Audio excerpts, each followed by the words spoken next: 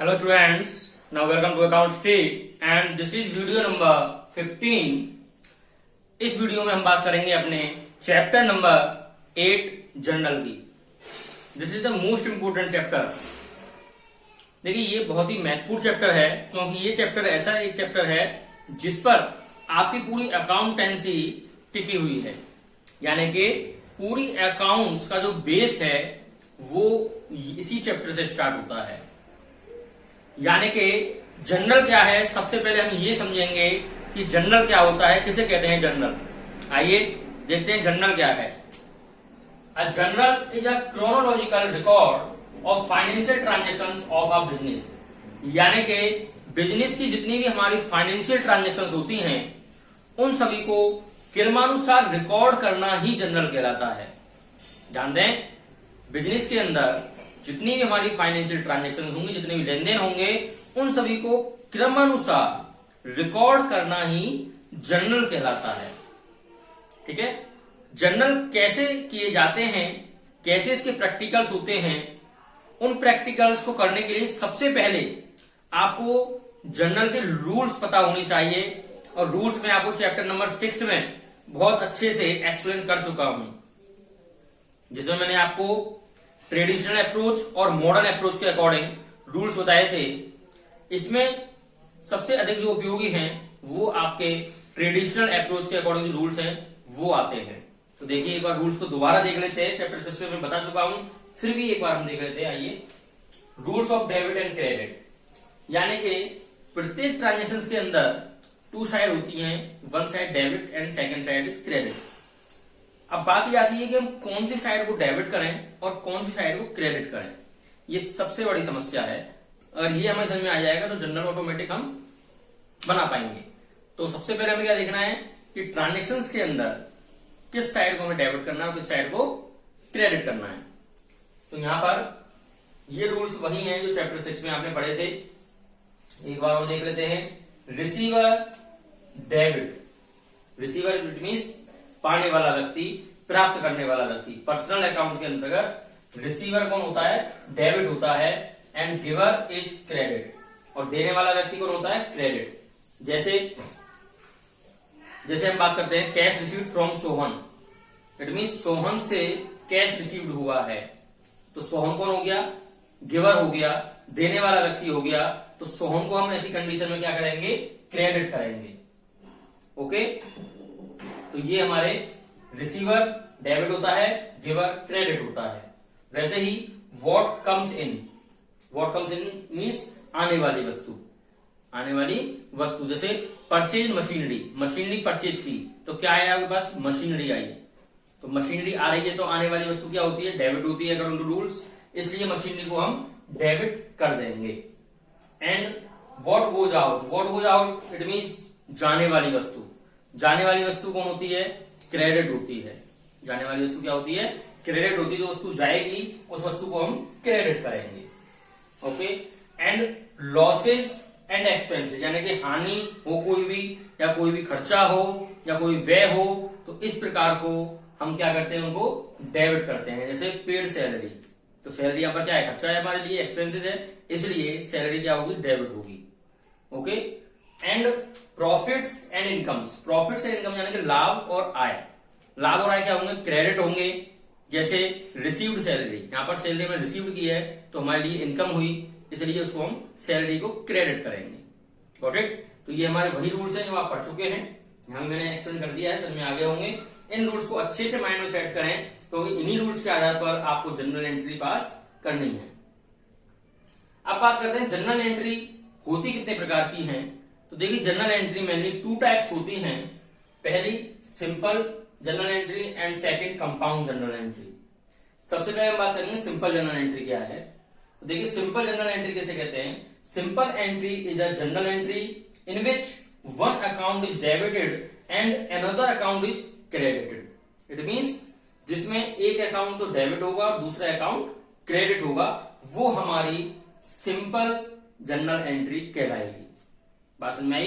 कोई भी ट्रांजेक्शन अगर हमारी है, उस ट्रांजेक्शन के अंदर अगर हम उसको उस ट्रांजेक्शन रिकॉर्ड कर रहे हैं तो उस समय पर उसका एक अकाउंट डेबिट होगा और दूसरा अकाउंट क्रेडिट होगा सेम अमाउंट से, with an equal amount, same amount से। ओके, एग्जाम्पल जैसे purchase goods for cash 500 rupees, 500 रुपए का आपने नगद माल खरीदा है, तो ऐसी कंडीशन में आप एंट्री जो पास करेंगे परचेज अकाउंट डेबिट, क्योंकि माल हमारे पास आ रहा है और आने वाली वस्तु डेबिट होती है, लेकिन जब गुड्स आता है तो उसको हम परचेज के नाम डालते हैं क्योंकि परचेज किया है। So purchase account debit and to cash account, तो कैश हमारे पास से जा रहा है। Okay, amount same 500। This is called simple journal entry. बात करते हैं compound journal entry. Compound journal entry क्या होती है? Compound entry is a journal entry in which one or more accounts are debited and or one or more accounts are credited or vice वर्सा।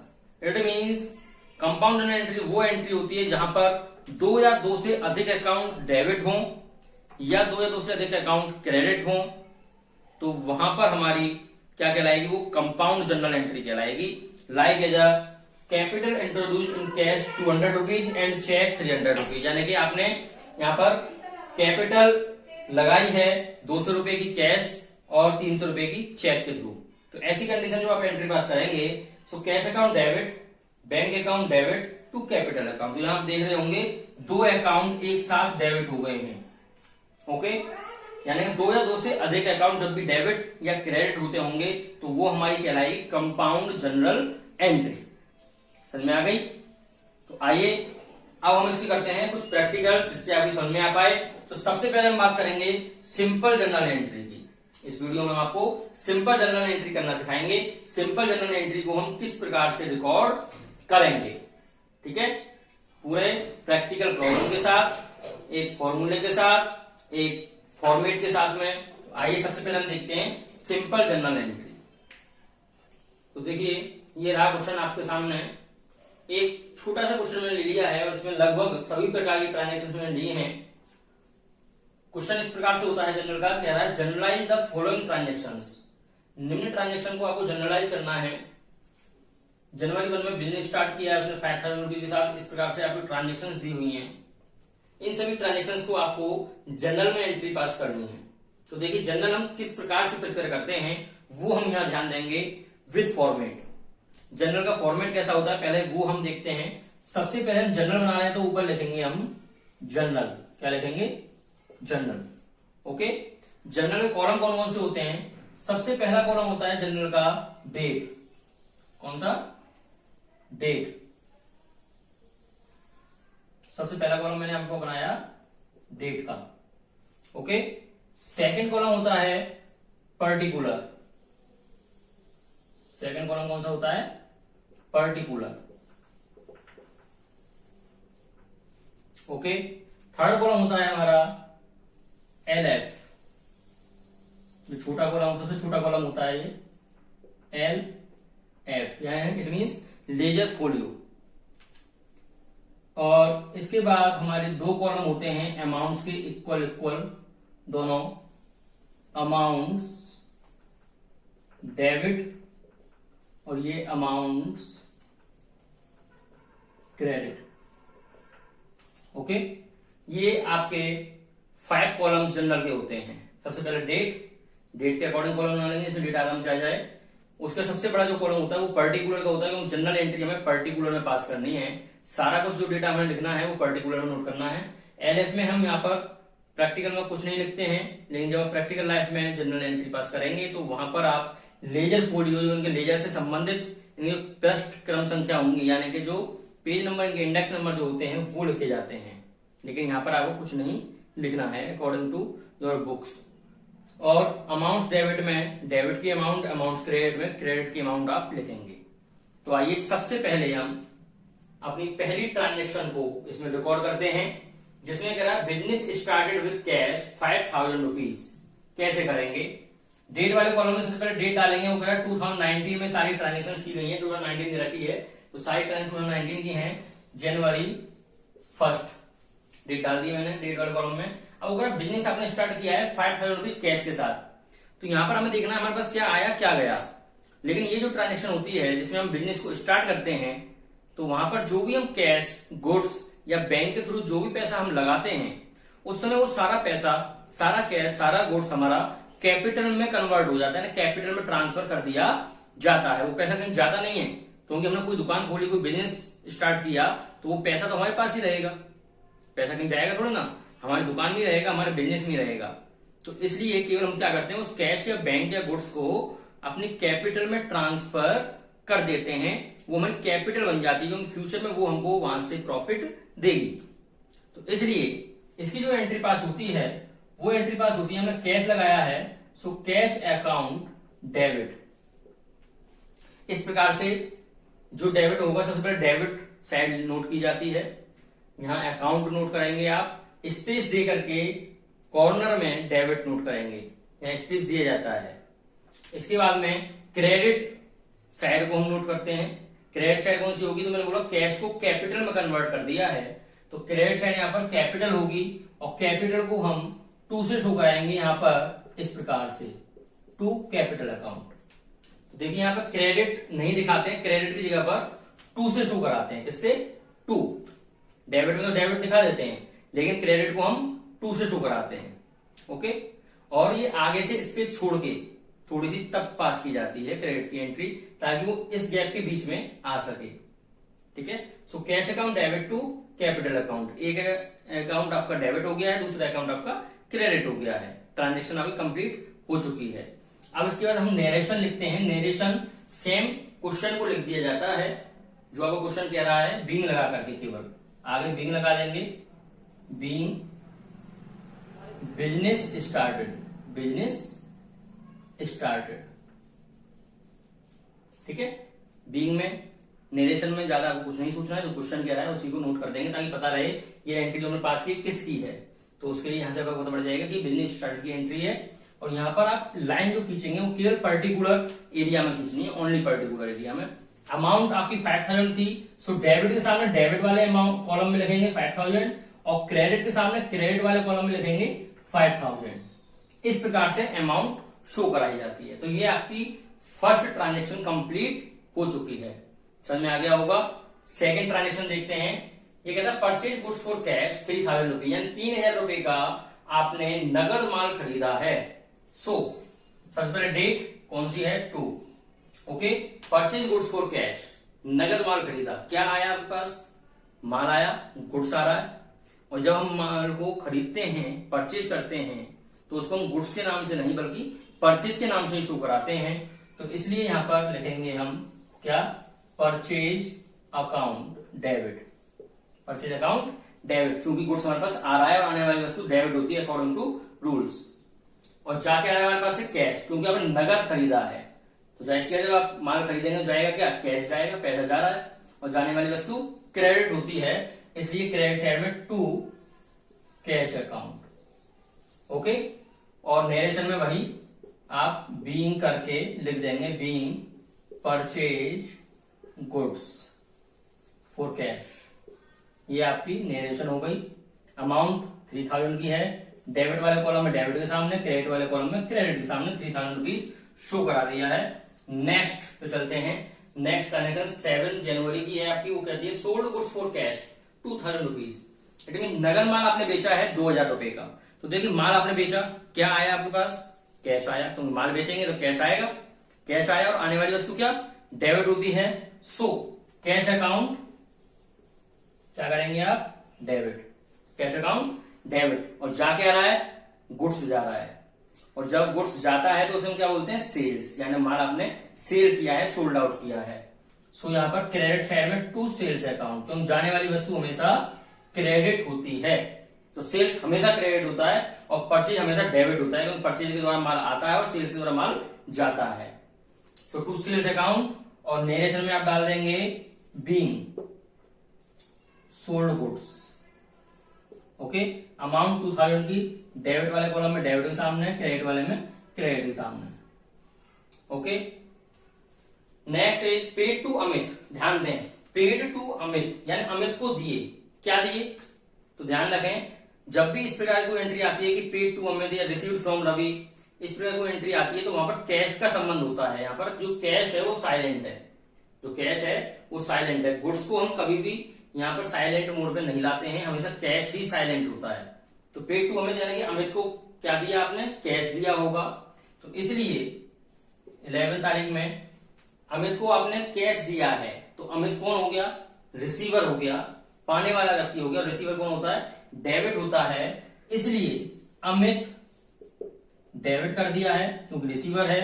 और to cash account, क्योंकि cash मेरे पास से जा रहा है और जाने वाली वस्तु क्रेडिट होती है, यहां पर लिख देंगे पेड टू अमित। नरेशन में amount 1000 rupees and 1000 rupees. Clear. तो अकॉर्डिंग टू रूल सेम चल रहे हैं सारा। इसका 15 डेट 15 में क्या कह रहा है, purchase goods from Ravi 5000 rupees, यानी कि रवि से आपने माल खरीदा है। तो ध्यान देंगे इस प्रकार की जो एंट्री है इसमें कहीं भी ये नहीं कह रहा है फॉर कैश, यानी नगद है, नगद खरीदा है, कहीं नहीं कह रहा है। क्लियर कह रहा है परचेज गुड्स फ्रॉम रवि, जहां पर व्यक्ति का नाम आ जाता है परचेज और सेल्स के साथ, परचेज और सेल्स के साथ जहां भी व्यक्ति का नाम आ जाए और कैश का नाम ना दे रखा हो, तो ऐसी सिचुएशन में हम उस गुड्स को क्या मानते हैं, क्रेडिट मानते हैं, यानी कि उधार मानते हैं। यानी कि रवि से जो हमने माल खरीदा है वो कैसा खरीदा होगा, उधार खरीदा होगा। जैसे अगर आप किसी भी दुकान पर माल खरीदने के लिए जाते हैं तो क्या वो आपका नाम पूछता है कि भैया आपका नाम क्या है, नहीं। वो नाम केवल कब पूछता है आपसे, तब कि आप उसे पैसे नहीं देंगे कि भैया आप मुझे एक बुक दे दीजिए, आप बुक सेलर के पास गए, भैया बुक दे दें, और आप उसको पैसे नहीं दे रहे हैं उसके बदले में, तो वो क्या पूछेगा, नाम पूछेगा, आपका नाम क्या है भैया, आपके पापा का नाम क्या है। लेकिन अगर आप उसको पैसे दे रहे हैं तो वो आपसे नाम और एड्रेस नहीं पूछेगा। तो इसलिए एंट्री में अगर किसी व्यक्ति का नाम आ जाए और कैश का नाम साथ में ना दिया गया हो, तो ऐसी सिचुएशन में हम उसे उधार की एंट्री मानते हैं, यानी कि हमने यहाँ पर उधार माल खरीदा होगा, किससे, रवि से। तो purchase goods from Ravi, Ravi से उधार माल खरीदा। तो हमारे पास क्या आया, माल आ रहा है, सो क्या लिखेंगे हम, परचेज अकाउंट डेबिट। और रवि कौन हो गया, यहाँ पर गिवर हो गया, देने वाला है ये टू रवि। कितनी अमाउंट, 500, डेबिट में 500, क्रेडिट में, और नरेशन आप डाल देंगे being purchase goods from Ravi. Got it. And next is 16 तारीख में रिसीव्ड फ्रॉम सोहन, सोहन से रिसीव्ड हुए, क्या रिसीव्ड हुए, कैश। मैंने बोला ना साइलेंट में जो होता है वो क्या होता है, कैश होता है, गुड्स कभी नहीं होता। तो ऐसी condition received from Sohan, Sohan से हमें कैश रिसीव्ड हुआ है। सो कैश को आप क्या करेंगे, डेबिट करेंगे, क्योंकि आने वाली वस्तु डेबिट होती है। सो कैश अकाउंट डेबिट, और सोहन कौन हो गया, गिवर हो गया, सो टू सोहन, इसलिए सोहन क्रेडिट कर दिया है। और नरेशन में आप डाल देंगे क्या, बीइंग रिसीव्ड फ्रॉम सोहन। कितनी अमाउंट, ये हो गया आपका 400। Clear. And next is 21, date 21, sold goods to Monu 200 rupees, यानी मोनू को उधार माल बेचा। अब यहां पर भी देखिए व्यक्ति का नाम आ रहा है, कैश का नाम कहीं भी नहीं है, तो इट मीन्स ये भी उधार की एंट्री हो गई, क्रेडिट की एंट्री हो गई। सो ऐसी कंडीशन में आप मोनू को उधार माल बेच रहे हैं, गुड्स को सोल्ड आउट कर रहे हैं, कैसे, ऑन क्रेडिट। तो ऐसी कंडीशन में आप क्या करेंगे, क्या जा रहा है, बस से माल जा रहा है, तो जाने वाली वस्तु क्रेडिट होती है, सो सेल्स तो क्रेडिट होगी। लेकिन मोनू कौन हो गया यहाँ पर, रिसीवर, यानी कि प्राप्त करने वाला, और वो हमेशा डेबिट होता है। सो यहां हम लिखेंगे मोनू डेबिट और टू सेल्स अकाउंट, क्योंकि आपने माल बेचा है, जा रहा है माल हमारे पास से। नरेशन डाल देंगे being sold goods to Monu. Amount आपकी कितनी है इसमें, 200, अमाउंट कितनी, 200। ओके। यहां पर ये ध्यान रखें, किसी भी नाम, किसी व्यक्ति के नाम के सामने हम अकाउंट शो नहीं करते।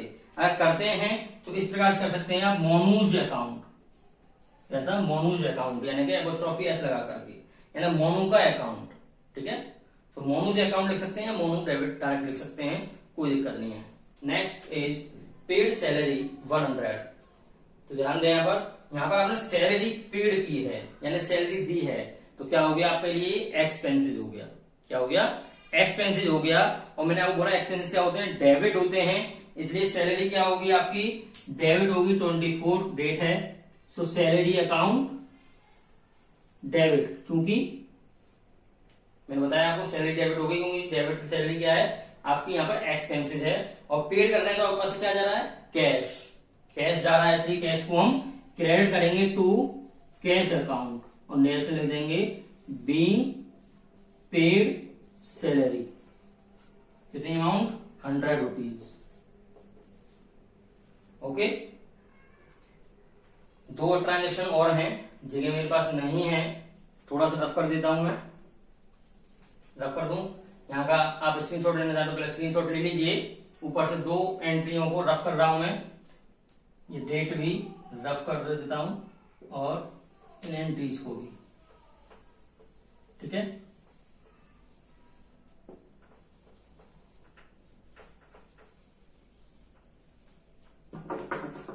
रिसीव्ड रेंट, नेक्स्ट एंट्री हमारी रिसीव्ड रेंट 700 रुपीज, यानी कि रेंट आपने प्राप्त किया है। तो हमारे पास क्या आ रहा है, कैश आ रहा है जनवरी 29, कैश आ रहा है, आने वाली वस्तु डेबिट होती है, so cash account debit and to rent account, क्योंकि रेंट यहां पर क्या हो गया मेरे लिए, यहां पर मेरे लिए रेंट क्या हो गया, इनकम हो गई है या इनकम, तो मेरे पास इनकम आ रही है और इनकम हमेशा क्रेडिट होती है, इसलिए रेंट को मैंने क्रेडिट कर दिया है, ठीक है। बीइंग रिसीव्ड रेंट कितना रुपए 700।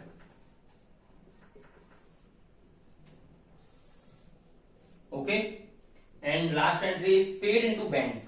Paid into bank means bank को दिए या बैंक में जमा किए, एक ही बात है। अगर बैंक में हम जमा करते हैं तो क्या जमा करते हैं, कैश, पैसे जमा करते हैं। सो बैंक उस समय क्या हो जाती है, रिसीवर, क्योंकि बैंक रिसीव कर रही है आपके पैसों को, तो इसलिए रिसीवर कौन होता है, हमेशा डेबिट होता है। सो हम लिखेंगे bank account debit and to cash account, क्योंकि कैश हमारे पास से उस समय जा रहा है बैंक के अंदर, तो इसलिए कैश हमारा क्रेडिट हो गया। और नेरेशन लिख देंगे बीइंग पेड इनटू बैंक, कितनी amount 600 rupees. Okay, so now general entry completed. अब लास्ट में हम क्या करते हैं वो ध्यान दें, लास्ट में हम पूरे क्वेश्चन का टोटल लगा देते हैं, पूरे क्वेश्चन क्या करते हैं टोटल लगा देते हैं। तो यहां पर इस प्रकार टोटल लगाएंगे, ये मैंने लाइन खींच दी नीचे और यहां पर अमाउंट में लाइन खींच दी है, ठीक है। यहां लिख देंगे टोटल, लिख देंगे टोटल, जितनी अमाउंट है उसका हम टोटल लगा देंगे, ठीक है। तो दो एंट्री अभी पहले थी, तो 5000, 3008, 10,000, 11, 11,900, 12,100, 12,200, 12,900 और 13,500, टोटल हो गया 13,500 and 13,500। So now your general transactions complete, general entry complete. इस प्रकार से हमारा जनरल बनता है। मैंने आपको लगभग सारी एंट्री बता दी हैं, जो कि पर्सनल अकाउंट से संबंध रखती हैं, जो कि हमारी रियल अकाउंट से संबंध रखती हैं, जो कि हमारी नॉमिनल अकाउंट से संबंध रखती हैं।